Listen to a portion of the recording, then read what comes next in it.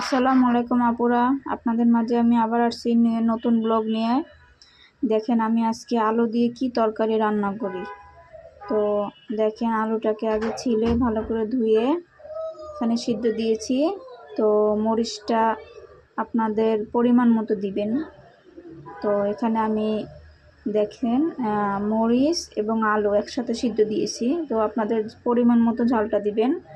এখানে আমি এটা দিয়ে একটু মেজে নিচ্ছি আলুটা। এই টাইপের যদি আপনাদের কিছু থাকে তো আপনারা ভালোভাবে গজে নেবেন আলুটাকে, আর না হয়তো চামচ দিয়ে করে নেবেন।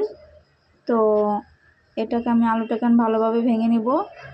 ভালোভাবে ভেঙে নিয়ে এখানে আমি মশলা কষাই দিয়েছি। তো এখানে আমি দিয়েছি টাকি মাছ, আপনারা যে কোনো মাছ দিয়ে খেতে পারেন তরকারিটা। তো দেখেন এখানে আমি টাকি মাছটা এখন উঠিয়ে নেব সব। তো এটা আমি কষানো হয়ে গেছে মাছটা, পরে আমি অ্যাড করে দিব। এখানে আমি দিচ্ছি আলুটা এখানে কষিয়ে নিচ্ছি ভালো মতো।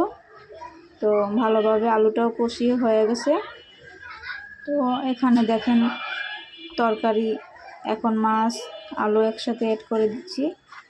তো আমার মাছটা হয়ে গেছে। আপুরা আমার চ্যানেলটা এখনও যারা সাবস্ক্রাইব করেন নাই একটু করে দিবেন, শেয়ার করে দিবেন যাতে আরেকজন দেখতে পারে। আর এভাবে যাদের ভালো লাগে বাসা ট্রাই করবেন।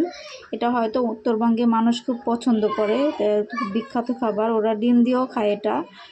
তো আপুরা দেখা হবে পরের ভিডিওতে। আমার ভিডিওগুলো সবাই দেখবেন, সাপোর্ট করবেন।